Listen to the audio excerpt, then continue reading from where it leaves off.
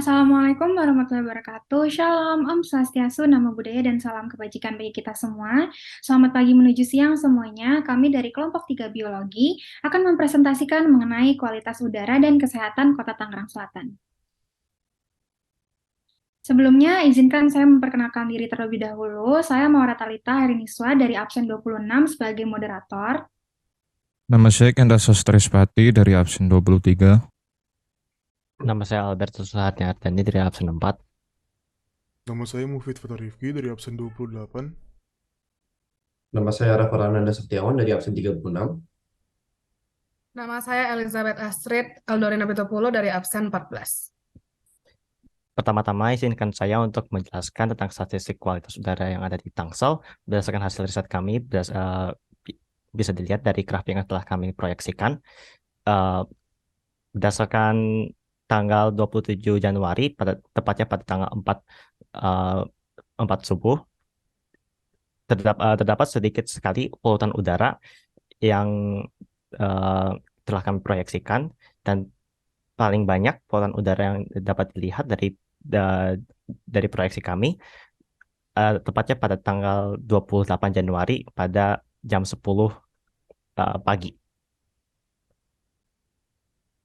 Selanjutnya, pada tabel yang kami proyeksikan pada pagi ini, polutan udara yang ada di Tangsel tingkatnya pada sedang, yaitu tepatnya pada 87 AQI atau singkatannya dari Air Quality Index. Selanjutnya ada fungsi pengukuran parameter udara. Yang pertama itu untuk mengetahui kondisi kualitas udara dan kemungkinan kecenderungannya. Selanjutnya melakukan validasi terhadap suatu model pencemaran yang telah dibuat, mempelajari pengaruh atas pencemaran udara terhadap lingkungan, data pemenuhan buku mutu evaluasi kinerja alat pengendali pencemaran udara, dan juga mengetahui proses yang berlangsung pada sistem yang ditinjau serta pengendalian proses. Selanjutnya ada kualitas udara dan kesehatan Kota Tangerang Selatan. Kualitas udara dan kesehatan ada beberapa poin. Yang pertama, kualitas udara merupakan suatu faktor penting yang mempengaruhi kesehatan manusia. Kualitas udara yang jelek akan mengganggu sistem pernafasan tubuh dalam menyerap oksigen dan membuang karbon dioksida ke luar tubuh karena masuknya zat lain yang bersifat negatif ikut masuk ke dalam sistem pernafasan. Yang ketiga, kualitas udara dalam suatu ruangan dipengaruhi oleh beberapa faktor, tentu seperti parameter fisik, paparan bahan kimia, serta kontaminasi biologis. Yang keempat, dampak pencemaran udara dari asap kendaraan, asap pabrik, asap rokok, dan lain-lain bisa memicu terjadinya gangguan pernapasan seperti asma, ISPA, ISPA, dan kanker paru-paru. Selain itu, pencemaran udara juga bisa berakhir pada berkurangnya kadar oksigen di dalam tubuh manusia. Selanjutnya, masuknya polutan ke dalam atmosfer yang menjadikan terjadinya pencemaran udara bisa disebabkan dua faktor, yaitu faktor alam dan faktor manusia. Penyebab pencemaran udara dari faktor alam, contohnya aktivitas gunung berapi yang mengeluarkan abu dan gas vulkanik, kebakaran hutan, dan kegiatan mikroorganisme.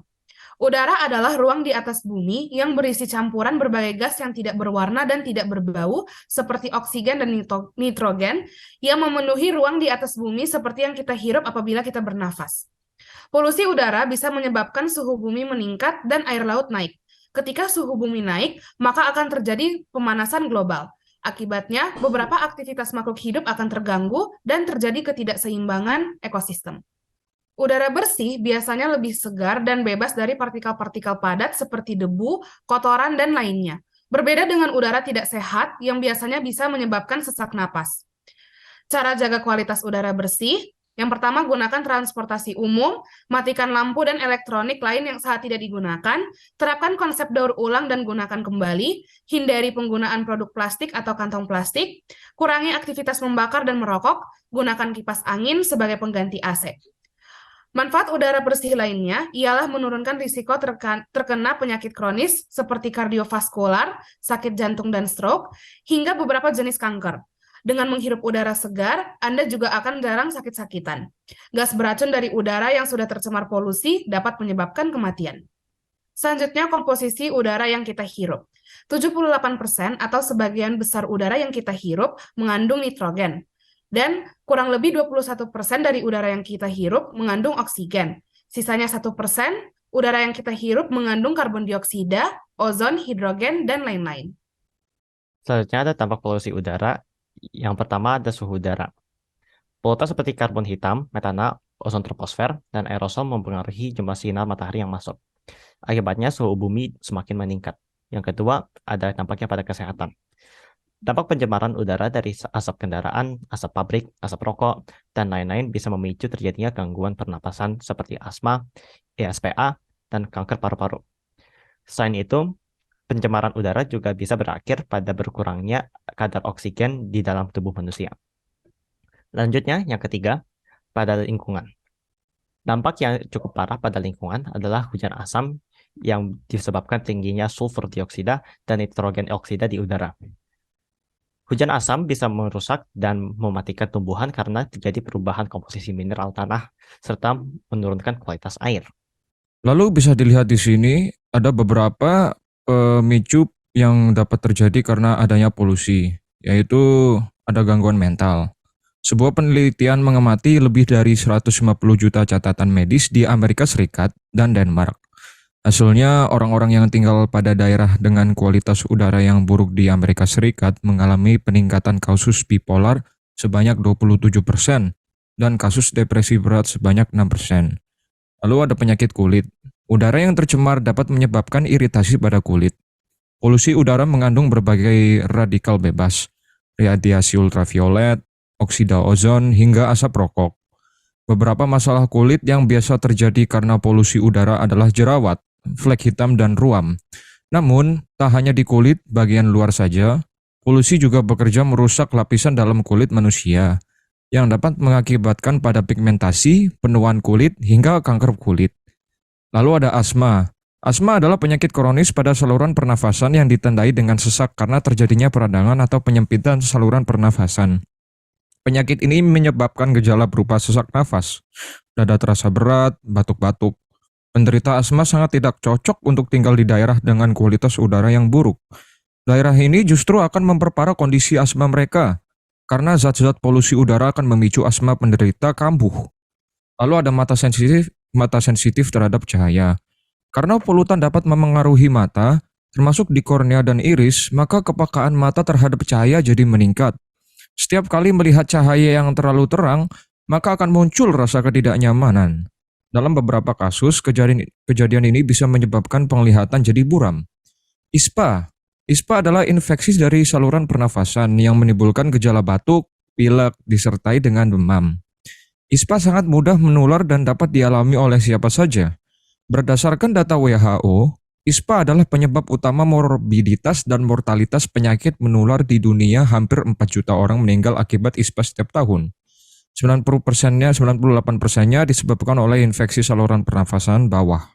Salah satu penyebabnya karena polutan udara. Yang terakhir adalah pneumonia.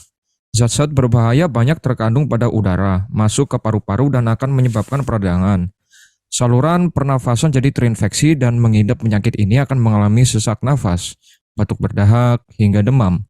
Pneumonia sangat rentan kepada anak-anak dan orang yang menghirup secara langsung asap tembakau. Baiklah, untuk kesimpulannya, dari data yang kita dapat dari aplikasi IQR, kami memilih wilayah Tangerang Selatan. Dari data yang diberikan indeks udara di Tangerang Selatan adalah 87. Indeks ini termasuk cukup baik atau bisa dibilang sedang.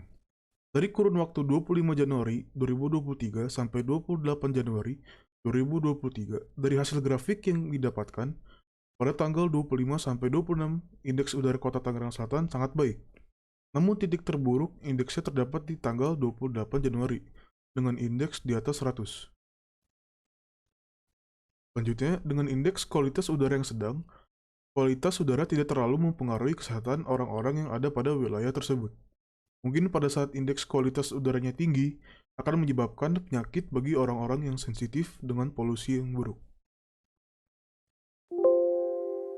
Demikian presentasi yang dapat kami sampaikan mengenai kualitas udara dan kesehatan Kota Tangerang Selatan. Kurang lebihnya mohon maaf. Terima kasih banyak. Wassalamualaikum Assalamualaikum warahmatullahi wabarakatuh.